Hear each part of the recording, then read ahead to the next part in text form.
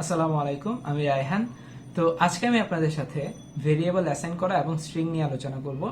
তো আমরা ফার্স্টেই দেখব যে কি কি উপায়ে ভেরিয়েবল অ্যাসাইন করা যায়। আমরা যেভাবে ভেরিয়েবল অ্যাসাইন করতে পারবো, যেমন একটা লেটার দিয়ে, যেমন এ ইকুয়াল হচ্ছে 5, আমরা এভাবে ভেরিয়েবলটাকে অ্যাসাইন করতে পারবো। রান করলে কোনো কিছু এরর আসবে না। তারপর লিখতে পারবো যে অ্যান্ড একটা word, and is equal to 10, এইভাবে আমরা ভেরিয়েবল অ্যাসাইন করতে পারবো, মানে একটা ওয়ার্ড বা একটা লেটার। আবার হচ্ছে গিয়ে আমি আন্ডারস্কোর দিয়ে লিখতে পারবো, যেমন হচ্ছে মাই আন্ডারস্কোর ইনকাম ইজ ইকুয়াল হচ্ছে 5,000।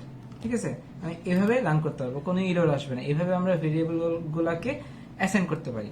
কিন্তু এখন দেখবো আমরা কিভাবে, মানে আমরা যেভাবে ভেরিয়েবল অ্যাসাইন করলে এরর আসবে সেই জিনিসগুলো দেখবো। যেমন আমরা ফার্স্টে কোনো নাম্বার অ্যাড করতে পারবো না। যখন আমি এর আগে কোনো নাম্বার অ্যাড করবো, যেমন 5a ইজ ইকুয়াল টু 5, তখন এরর আসবে। এটা কিন্তু ভেরিয়েবল হিসেবে গণ্য হবে না। তারপর আমি এর আগে যদি আমি কোনো সিম্বল দেই, যেমন হচ্ছে আমি এই পার্সেন্ট সাইন দিলাম, তারপর অ্যান্ড লিখলাম, অ্যান্ড লিখে ইজ ইকুয়াল টু হচ্ছে 10 দিলাম, রান করলাম, এটাও কিন্তু এরর আসবে। ঠিক আছে, তারপর হচ্ছে আমি যে কোনো সিম্বল যদি আমি আগে দিতে চাই, সিম্বল দিতে পারবো না।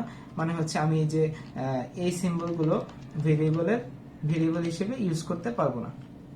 এই সিম্বলগুলো আমি ভেরিয়েবল হিসেবে ইউজ করতে পারবো না। ওকে, তাহলে আমি ছোট একটা ম্যাথ দেখাই, রান করে এরর আসবে। এটা কোনো ভেরিয়েবল না। ওকে, ধরলাম আমার ইনকাম হচ্ছে 100 টাকা।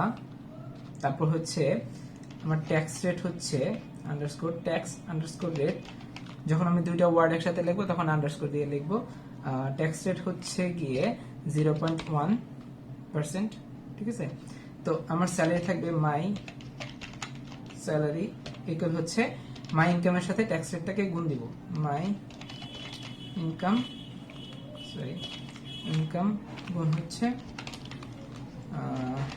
Tax rate. ওকে, এখন মাই স্যালারিটাকে রান করি, মাই স্যালারি, ওকে 10.0 আসছে, মানে আমার স্যালারিটা এটা থাকে। দেন হচ্ছে আমরা স্ট্রিং নিয়ে আলোচনা করব, যে আমরা আসলে স্ট্রিং কিভাবে লিখতে পারি। স্ট্রিং লেখা খুবই সোজা। আমি হচ্ছে নতুন একটা নিই। ওকে, এখানে স্ট্রিং লিখবো, খুবই সোজা। প্রিন্ট, এটার ভিতরে দুইটা কোটেশনের ভিতরে আমি যা লিখি সেটা হবে হচ্ছে স্ট্রিং। প্রিন্ট হ্যালো, হ্যালো হচ্ছে একটা স্ট্রিং। আমি যদি দেখতে চাই টাইপ হ্যালো, এটা হচ্ছে একটা স্ট্রিং। ওকে, তো আমরা হচ্ছে শুধুমাত্র ওয়ার্ড না, আমরা যদি একটা ছোট একটা লেটারও যদি আমি কোটেশনের ভিতর রাখি, যেমন হচ্ছে দিলাম হচ্ছে টাইপ, কোটেশনের ভিতরে আমি যদি জাস্ট এও রাখি, তাহলে ওটা স্ট্রিং হিসেবে গণ্য হবে, কারণ এটা কোটেশনের ভিতরে আছে, এটা স্ট্রিং। আবার আমি যদি একটা সেন্টেন্স রাখি, সেটাও স্ট্রিং হিসেবে গণ্য হবে। যেমন হচ্ছে I am a good boy, run, I M a good boy, এটা একটা স্ট্রিং। ওকে, এখন আমি চাচ্ছি কি যে একটা নিউ লাইন লেখার জন্য, যে এটা তো এক লাইনে লিখছি, আমি হচ্ছে দেখেন আমি লিখলাম print my name is Raihan, তারপরে আরেকবার লিখলাম হচ্ছে print I read in class 7, আমি ক্লাস 7 পড়ি।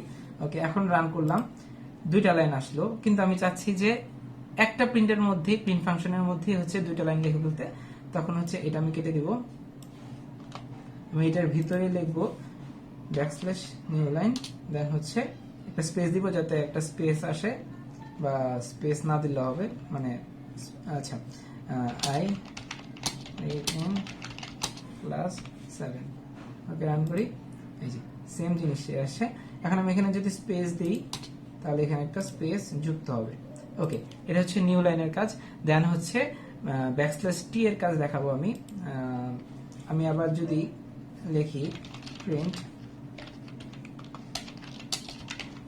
মাই নেম ইজ রায়হান, তারপর হচ্ছে ব্যাকস্ল্যাশ টি, টি মানে হচ্ছে ট্যাব, মাঝখানে একটা স্পেস তৈরি হবে, ট্যাব হচ্ছে I read in class 7, run দেই, তাহলে দেখেন মাঝখানে একটা টি আসে। আমি যদি ডাবল টি ব্যাকস্ল্যাশ ডাবল মানে দুইটা টি লাগাই তাহলে আরেকটা স্পেস তৈরি হবে। এটা হয়তো বা 4 ঘর করে 1 2 3 4 করে এরকম।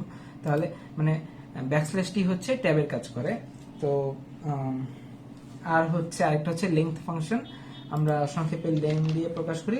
লেংথের ভিতরে আমি যা লিখবো এটার কতটুকু লেংথ ওটা বের করে ফেলবে। যেমন হচ্ছে আমি আমার পুরো নামটা লিখি মোহাম্মদ, স্পেসকেও একটা জায়গা মার্ক করবে মোহাম্মদ। আচ্ছা একসাথে লিখি মোহাম্মদ রায়হান, রান করি। এখানে হচ্ছে 14টা মানে জায়গা আছে, 14টা জায়গা সে দখল করতেছে। এম এর জন্য একটা, জিরোর জন্য একটা, এইচ এর জন্য একটা, এ এর জন্য একটা, এরকম 14টা ঘর সে ফিল আপ করতেছে। তো মোহাম্মদের পরে একটা স্পেস দিই তাহলে একটা 15টা একটা বাড়বে, এই যে 15টা। তো লিঙ্ক ফাংশনের কাজ হচ্ছে এরকম যে এটা জায়গা দেখতে পারে কতটুকু জায়গা সে দখল করলো। ওকে, তো এই ছিল আজকের টিউটোরিয়াল। আমরা নেক্সটে হচ্ছে ইন্ডেক্সিং এবং স্লাইসিং নিয়ে আলোচনা করব। সে পর্যন্ত আমার সাথে থাকবেন। ধন্যবাদ।